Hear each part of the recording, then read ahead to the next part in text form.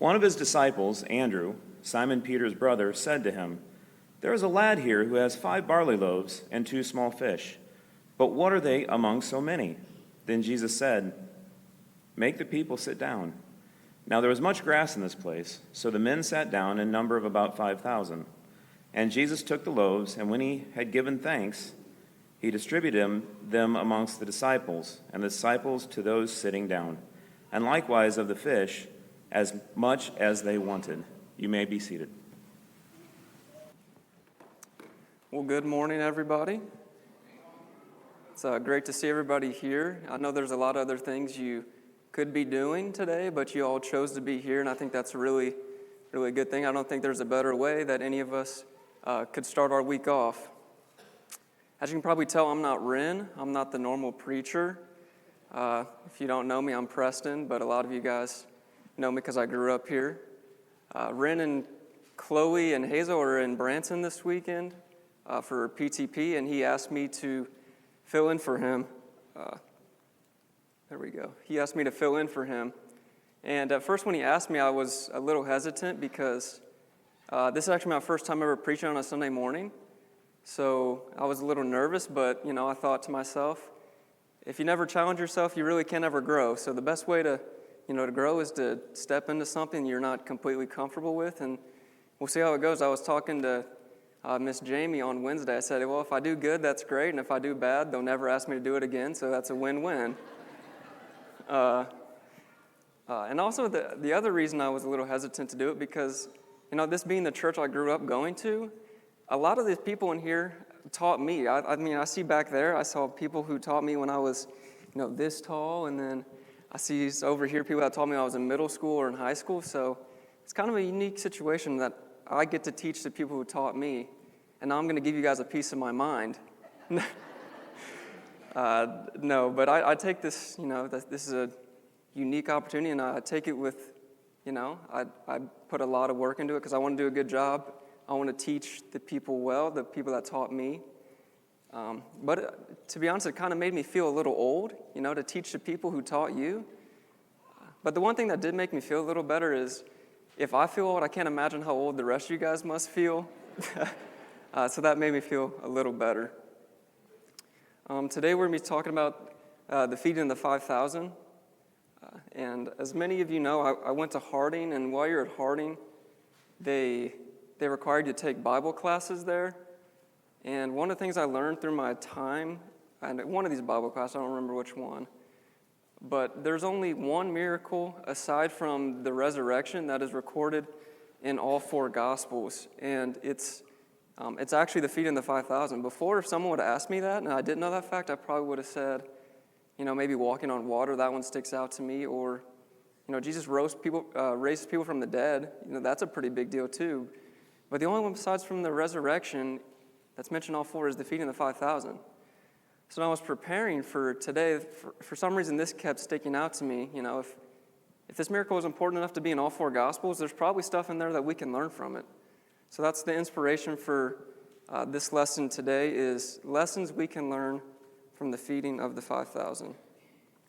So we're going to start off by reading the text, and then we'll get into the lessons we can learn. So if you want to turn to John 6, that's where I'll be at this morning, John 6, verses 1 through 15. And it reads, "After this, Jesus went away to the other side of the Sea of Galilee, which is the Sea of Tiberias, and a large crowd was following him, because they saw the signs that he was doing on the sick. Jesus went up on the mountain, and there he sat with his disciples. Now the Passover, the feast of the Jews, was at hand. Lifting his eyes up, then seeing that a large crowd was coming toward him, Jesus said to Philip, 'Where are we to buy bread so that these people may eat?'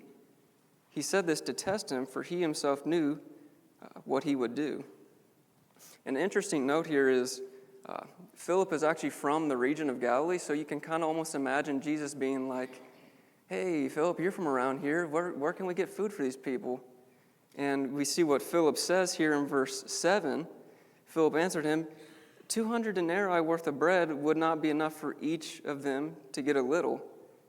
And we know that a denarius is a normal day's wage. So 200 denarii would be about 8 months.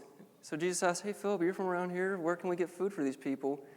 And Philip says, Jesus, we could work for 6 months and we still wouldn't have enough money to buy everybody a little bit. So Philip he doesn't understand what Jesus is getting at. So we'll pick up in verse 8.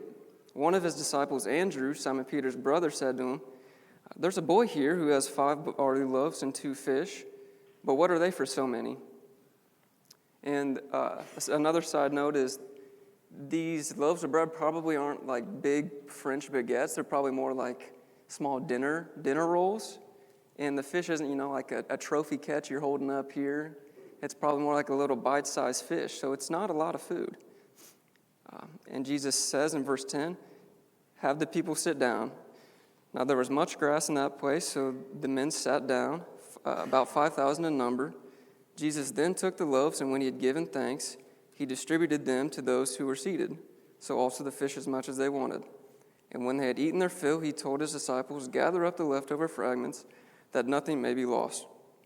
So they gathered them up and filled 12 baskets with fragments from the 5 barley loaves left by those who had eaten. When the people saw the sign that he had done, they said, this is indeed the prophet who has come into the world. Perceiving then that they were about to come and take him by force to make him king, Jesus withdrew again to the mountain by himself. So a lot of you guys probably heard this story before. It's a pretty famous miracle, but when you stop and think about it, this is just amazing. Jesus takes, a meal for a little boy and feeds a group of people who was probably like 20 times the amount of people in this room. I couldn't imagine trying to feed all of you guys with enough ingredients, but Jesus feeds a group like 20 times as big as the people in here with just a little boy's meal. And I think there are a lot of lessons we can learn from it. So today I've prepared 5 lessons, and don't worry, the last time I ran it, it came in at, just a little over an hour, so don't worry. But yeah, 5 lessons, and the first one being, bring like Andrew. If you go through the Gospel of John, you kind of see that Andrew has a knack for connecting others to Jesus. We see in the first chapter of the book of John, he's actually who introduces his brother Peter, who we read more about, and he becomes one of Jesus' closest companions. And it's Andrew who actually introduces his brother Peter to Jesus. And then we also see this story later in the book. In John chapter 12, there's this group of Greeks who are curious about Jesus. They've heard a little about Jesus, and they want to know more about him.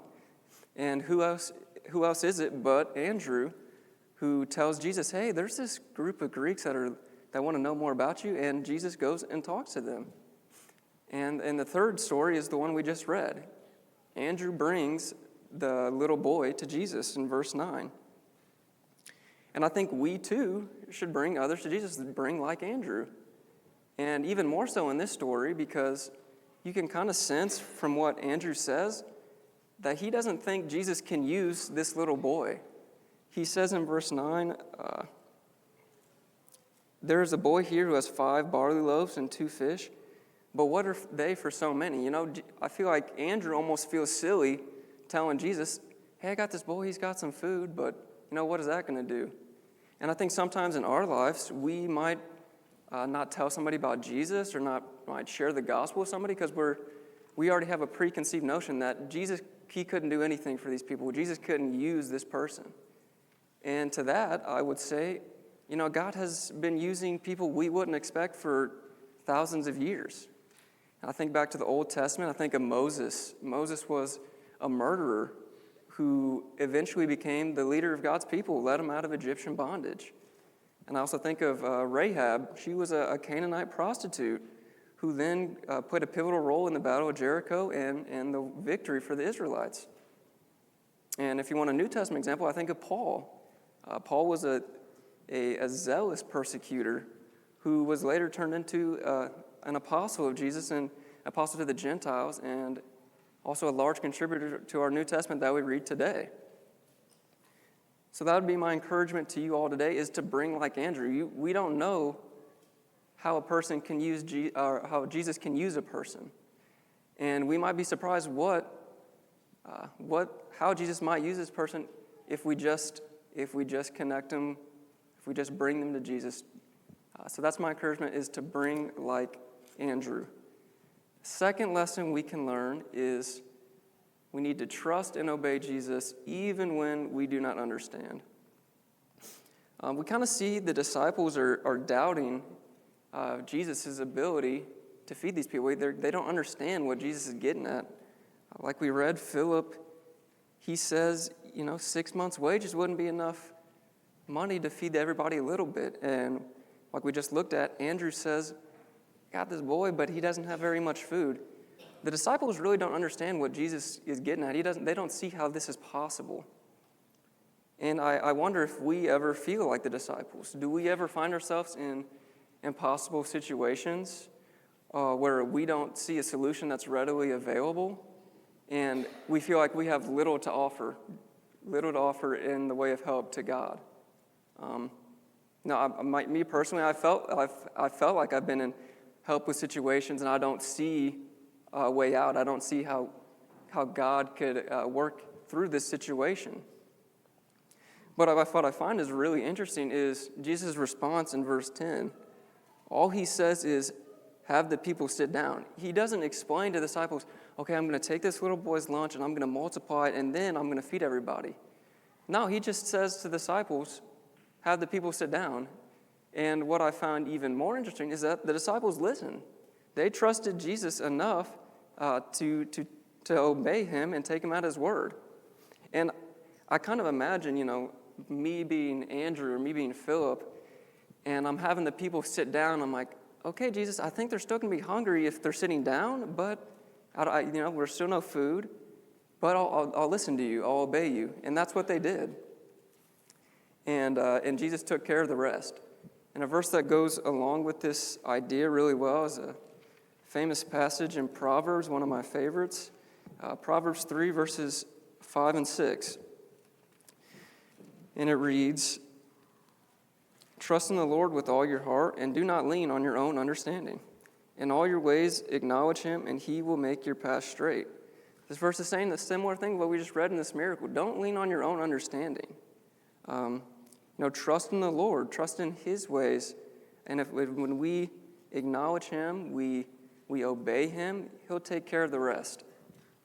So we need to bring like Andrew, and we need to trust and obey Jesus even when we don't understand what's going on. And a third lesson we can learn is little is much in the hands of Jesus. Jesus took a little boy's lunch and multiplied it to be enough to feed 5,000 people. And obviously the hero of this story is Jesus. He's the one who performs the miracle. But, the unsung hero, in my opinion, is the little boy. It's his lunch that gets multiplied. And not for nothing, I don't think he had to offer the lunch, but he did. He didn't have much to offer, but what he did have, he offered it all. And so I try and put myself in the little boy's shoes. Do we ever feel like the little boy? Do we ever feel like he's asking us to help him in some way, to do something, but we feel like, we don't have enough, and what we have to offer isn't going to help the situation. In the grand scheme of things, did the little boy think, are my 5 rolls going to help these 5,000 hungry people? Maybe not, but he gave it all. And we see that Jesus was able to take care of everybody. Do we ever feel like we don't know enough, we don't have enough knowledge, or we don't have enough experience to do something, or maybe we don't have enough energy? And to that I would say, just whatever you have to offer Jesus, give it all, because we might just be surprised what he can do. Jesus has done a lot with a little before. And like my last bullet point says, no task is too big if our efforts are multiplied by his power. So that's my encouragement for you all today, is whatever you have, even if you feel like it's insignificant, you may be surprised what Jesus and what God can do with your little effort. So that's a third lesson. Little is much in the hands of Jesus. So you got bring like Andrew, trust and obey Jesus even when we don't understand, little is much in the hands of Jesus. And lesson 4, God-given gifts are not to be wasted. Growing up, many of you guys might know my Uncle Ryan Weaver. I had him as a teacher. And if you know Ryan, you know he likes to eat. He loves a good meal. He loves sharing a meal with people. And I can remember him using this passage as he would say, this is evidence that eating leftovers is biblical. And while I agree with that, I love leftovers. I love not having to worry about what I'm eating the next day because I can just eat leftovers. I do think there's a deeper message in there for us. You see that Jesus, when after he performs this miracle, he tells his disciples in verse 12 to gather up the leftover fragments so that nothing may be lost.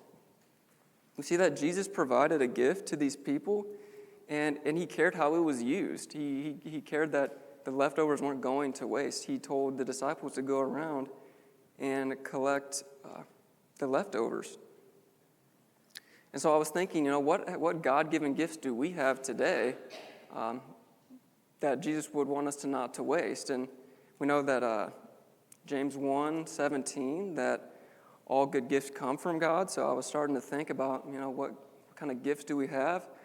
And obviously I thought of money and possessions first. And if you go through the Gospels, Jesus actually has a lot to say about our relationship with money and how we value our possessions. And I would argue that God doesn't want us to waste those. But what I wanted to talk about more this morning is our talents and abilities. I truly believe God has blessed everybody in here with some sort of talent and ability that can be used, and I don't think we should waste them. I look around the auditorium and I see people who are great encouragers, who are just natural encouragers. I think back to when I was, a wee lad, when I was first starting to lead singing, or when I first led a prayer. It felt like every time, after service, I'd have about 2 or 3 people coming up to me and saying, "Hey, you're doing a good job, keep going." And, in hindsight, I probably didn't do that good of a job. But there was that kind of encouragement that helped me to keep going. And as I've gotten older, I've gotten less encouragement and less compliments, so I don't know if I'm doing a worse job or... but no, I see a lot of encouragers people are naturally good at encouraging. I know some people in here are really good cooks, who are really good at that are crafty. I think of the Apron Brigade who will make meals for sick families, or who have made clothes for children in different countries, don't have a lot. I know people in here who are really knowledgeable, who are great teachers. I know people in here who are just really good at connecting with people. They meet somebody and it's like, they've known each other for years when they're talking. And I know people in here that can speak multiple languages. I think that's a talent too.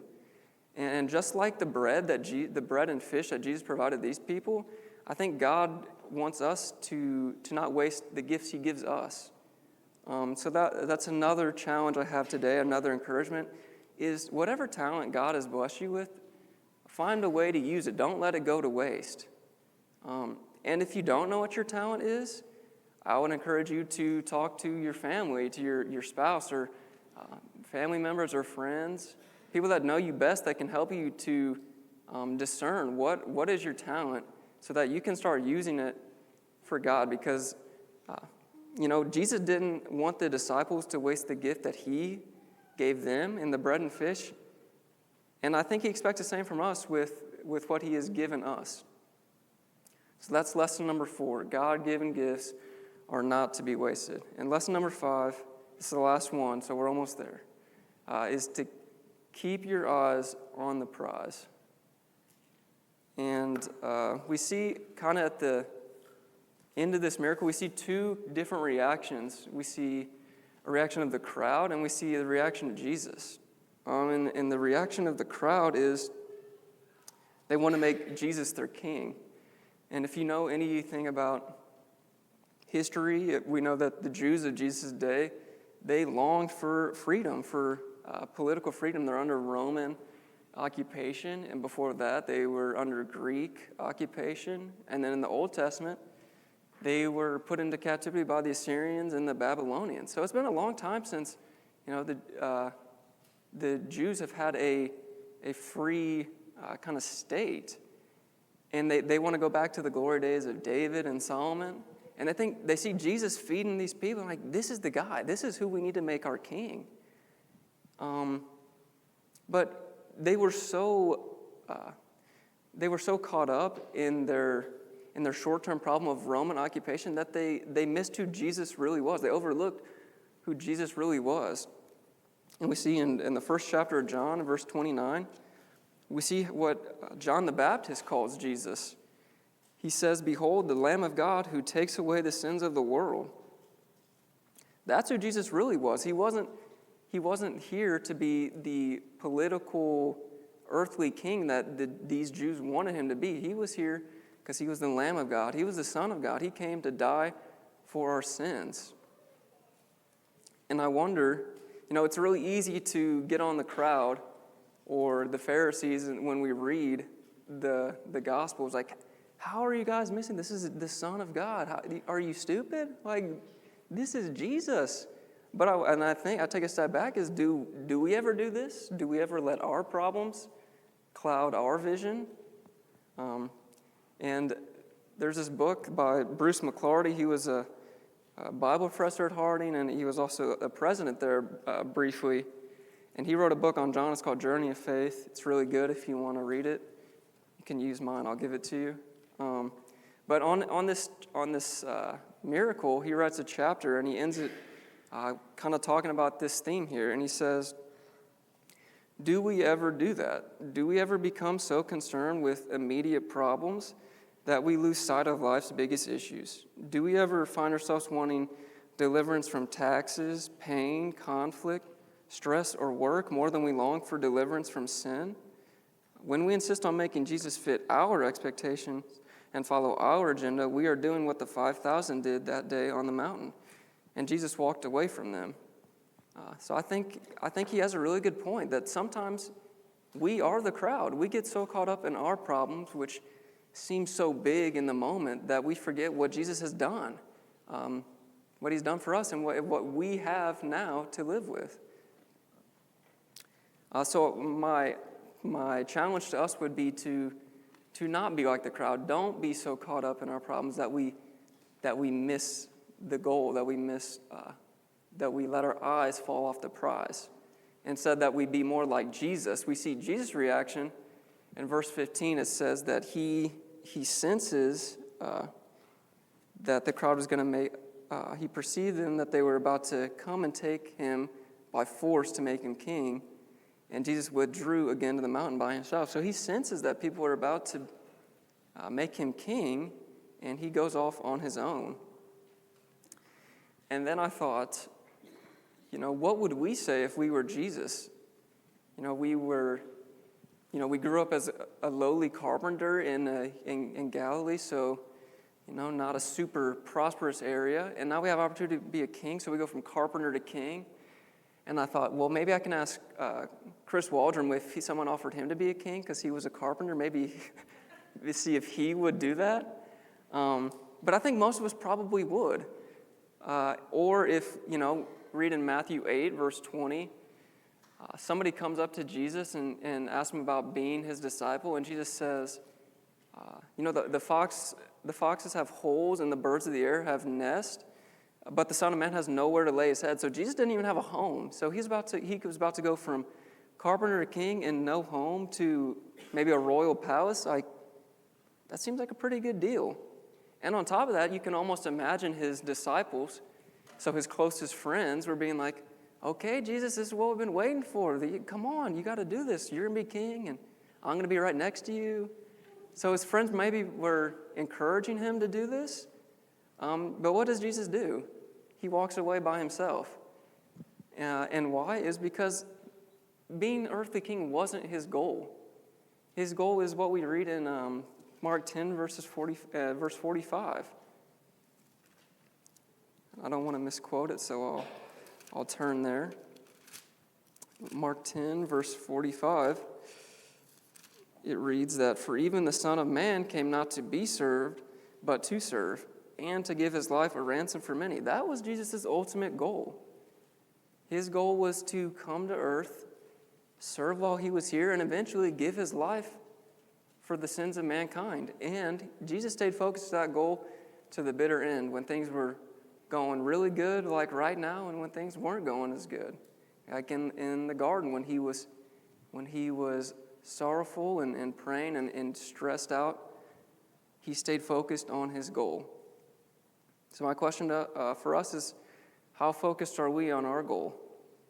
We know that, Jesus expects us to live a Christ-like life, and like we read in the Great Commission, he expects us to go into all the world and make disciples. So my question is, how focused are we on our goal? Are we like the crowd, and are we missing our goal because of what's going on around us? We got some problems, short-term problems.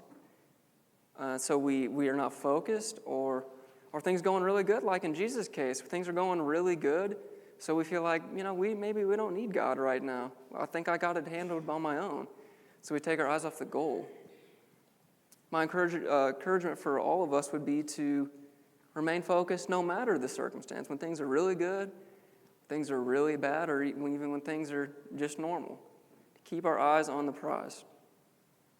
So that was my fifth lesson. That was all of them. So I hope everybody was able to get something encouraging, or maybe even a challenge from all of it. But the thought I want to leave you all with is the last point, is to keep your eyes on the prize. Maybe you have fallen away. You're like the crowd. You've let the problems, the cares of this world, take your eyes off of the prize. Or maybe things are going really good, and you feel like, you haven't been giving God the credit, and you feel like you don't need God. Or maybe you haven't even started your walk with Jesus. Maybe you want to turn your eyes to the prize and start your walk with Him. Whatever the case may be, if you want to be baptized today, we can make that happen. Or if you have any questions, we'd be happy to answer them. But whatever the case may be, if you have any cares or concerns, I want you to let them be known as we stand and as we sing. Bring Christ.